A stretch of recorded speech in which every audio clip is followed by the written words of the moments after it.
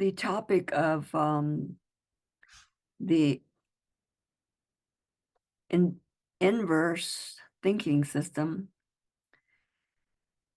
is specifically to identify how to reframe Maslow's hierarchy of needs, because I put it in my Indigenous ceremonial change process chart, and people recognize it there and want to know why it is there within the triangle pointing up in this illustration.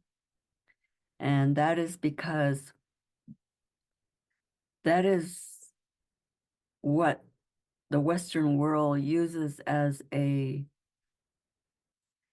common reality, not only in education, but in business, in government, in healthcare, meaning like mental health, in problems and living, and so on. So I will briefly describe Maslow's hierarchy of needs, because that is the icon I put for this video, is that it's based on contingency.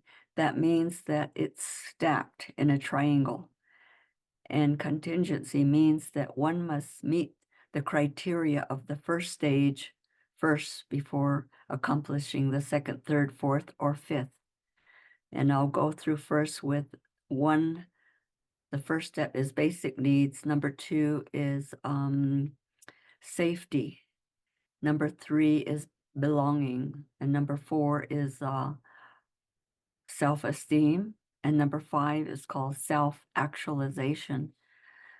And so we can see that a triangle from the top down is how it's shaped as hierarchy. It is exclusive, even the symbol itself.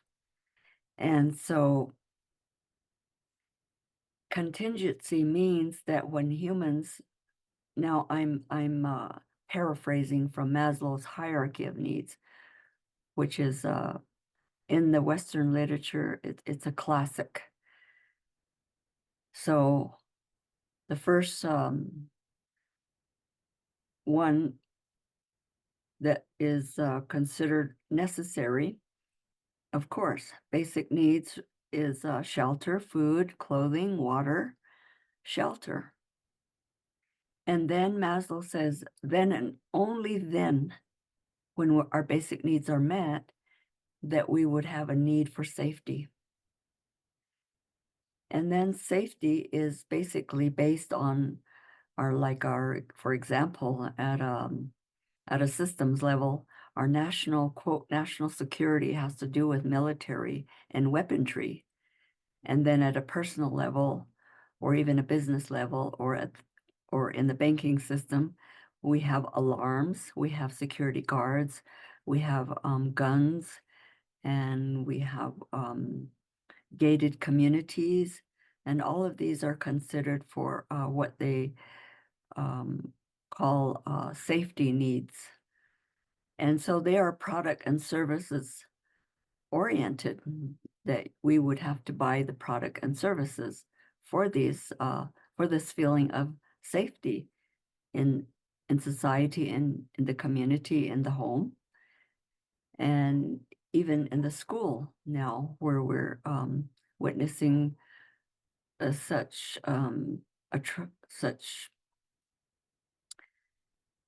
incomprehensible violence. Now, the next step, number three, is regarding our belonging. In other words, we have, again, the social standards of what kind of car we have, where we live in the community, the wealth, so-called wealth of where we live, and this belonging could include membership into the golfing community or other areas of status. You can realize some of them on your own, but I'm just giving you one example because there are many places in urban areas that have high end, we could say high end housing associated with golf course membership and so on.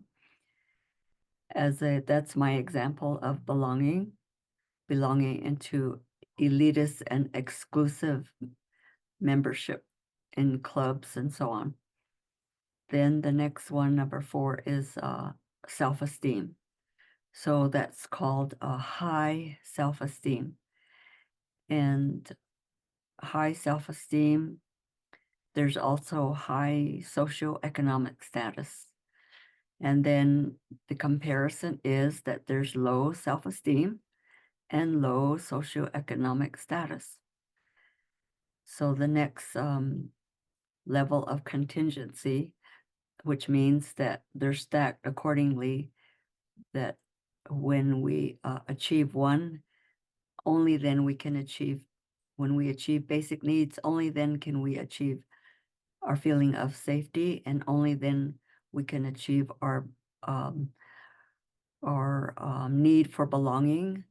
And then we identify ourselves as having high self-esteem and high socioeconomic status. And number 5 is at the very tip of the pyramid, and that's like the 1%, which are the elite, and that is called self-actualization. And I'm just going to give some really opulent examples, like owning a private jet, or owning I forget what they're called, yacht, a boat that's a yacht, or owning land, real estate, and so on. These are symbols, and they are achievements, so-called achievements of success, and that's what is called a self-actualized person with credit cards, and can travel anywhere at any time, may even have multiple houses in different countries, and have winter home and summer home and so on, and have multiple cars, maybe even a collection of cars, antique cars or race cars, and these are all symbols of self-actualization.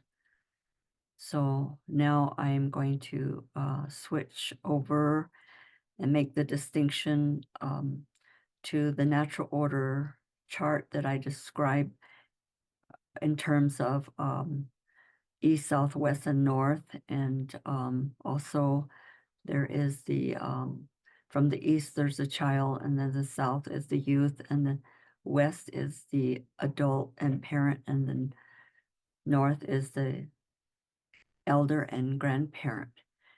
So I'm going to take Maslow's hierarchy of needs and reframe it into this natural order chart.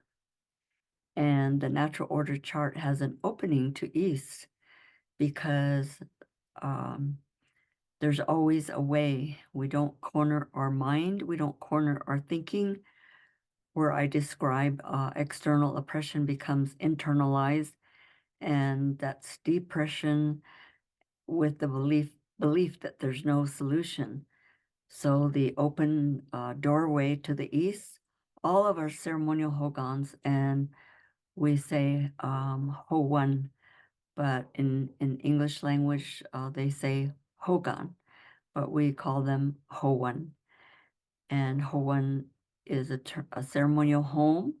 It's also a ceremonial place that is built accordingly to the 4 cardinal directions, with the opening to the east. And that opening is representing that there's always a way. There's always a way with the natural order law, that we make a way, and we don't corner ourselves. because when the triangle pointing upward, that the mechanism at the bottom of the triangle, it pits one against the other, and for and against, right and wrong, and good and bad, and dualistic thinking. That is the mechanism that flips this triangle downward. And the downward triangle is then the people who have to agree to lose and pay to lose. And by the way, historically, people of color and women have always and still have to agree to lose and pay to lose. So that's the illustration in my Indigenous ceremonial change process chart of the triangle pointing upward and the triangle pointing downward. So when I have Maslow's hierarchy of needs and the triangle pointing upward, and I'm reframing it into the 4 cardinal directions and the natural order context, which is the container for understanding the meaning of Hojo and living the loving way as a way of life, that all translates to, number one, through that doorway, everything comes from the Creator, not the bank, not the international banking system with the Illuminati behind it, and the predator businesses and banks and lawyers, and the also, I might say, global fascist national government leaders identifying themselves as the aristocracy and the elite, which we are commonly calling the 1% of people who are manipulating and controlling the world resources for the benefit of a few. And so reframing Maslow's hierarchy of needs then is placing number one, basic needs unto the east and the open door, where we know it comes from Creator, because our names for that door on the right side, looking at a page, the east would be at the top of the page, and on the right-hand side of the doorway, we call that hard goods, which in contemporary times could be washer machine and dryer, it could be the computer, it could be a vehicle, and so on. And then we call hard goods, that's like money and clothing and food. So hard goods is on the left side of the door, and our soft goods are on the left side of the door, and hard goods is on the right side of the door. So in reframing Maslow's hierarchy of needs, basic needs is coming from Creator. And so we put number 2 to the south, because then we feel safe, because the whole earth has been given to us in plenitude and abundance. It's only the humans denying access to other people of the world abundance and plenitude upon our sacred Mother Earth.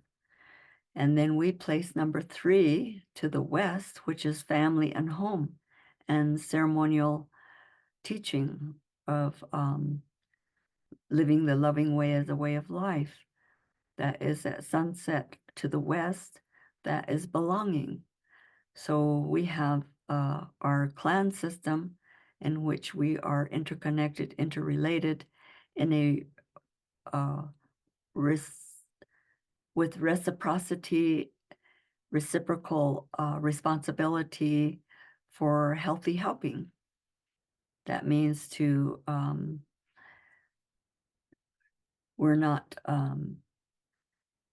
using unhealthy helping, which I define as helping people to stay the way they are in their addictions.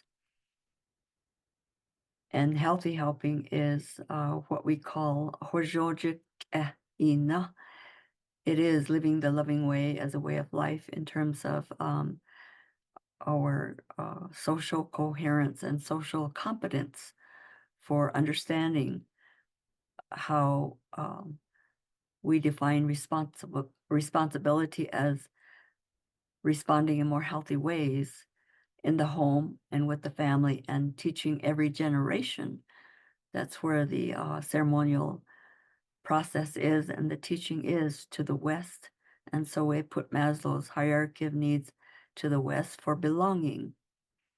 And we move clockwise to the North, and we put, instead of self-esteem and respect, I'm putting Sehasen, which is really speaking about our reverence for our own spiritual identity as a precious child of Creator, that our constitution is of the earth, water, fire, air, and we exist within the environmental earth, water, fire, and air.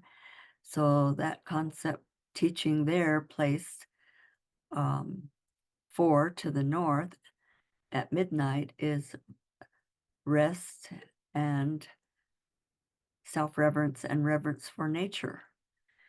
And then we go to the center, which is the fireplace. That's the hearth of the home. That's the symbol of spiritual family love. The heart, the fire within our heart, and the fireplace and the hearth of our home. And instead of self-actualization, it is self-realization. Self-realization is that we realize our true spiritual identity as an earth surface person, as a five fingers people, as humane beings, as people who are holy people, that our collective primordial ancestors are holy people. And each and every one of us are equally a precious child of Creator within creation, simultaneously and synchronistically.